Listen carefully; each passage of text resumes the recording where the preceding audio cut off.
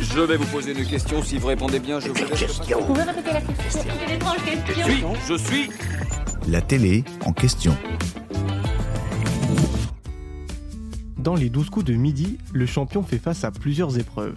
Chaque jour, il doit éliminer 3 autres candidats lors de différentes manches. Il y a le coup d'envoi, composé de questions avec 2 possibilités de réponse. Puis, le coup par coup, où chaque participant restant donne une réponse jusqu'à ce que la mauvaise sorte. Et enfin, le stressant coup fatal. Un duel lors duquel 2 participants s'affrontent dans une joute de culture générale avec un chronomètre d'1 minute à ne surtout pas faire descendre. Après tout ce parcours, si le maître de midi répond bien aux 5 questions de Jean-Luc Reichmann, il peut proposer un nom de célébrité qui pourrait se cacher derrière l'étoile mystérieuse.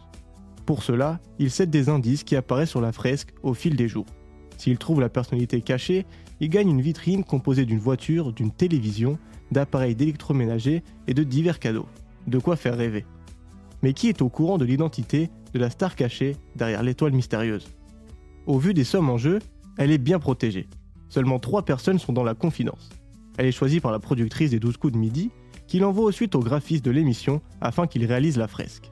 Bien sûr, le rédacteur en chef du programme est lui aussi au courant, puisqu'il décide à eux 3 des indices qui seront donnés aux candidats. Pour découvrir cette fameuse étoile mystérieuse, les plus grands champions du jeu de TF1 ont dû élaborer des techniques. Emilien, par exemple, essaye de se souvenir des indices. À chaque fois, j'essaye de récupérer les mots-clés dans ma tête. Parce qu'on ne peut pas revoir l'étoile entre les émissions. On fait tout de tête jusqu'au dernier moment. Livre celui qui en a découvert 23. Bruno, le 2e plus grand champion du programme, faisait même des fiches. J'y marquais les indices. Je faisais à côté une liste de personnalités. Je faisais des croix si ça ne collait pas et des flèches si un indice correspondait.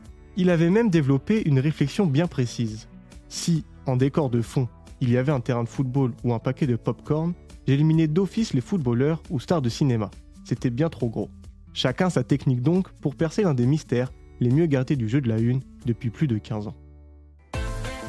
J'espère que cet épisode vous a plu.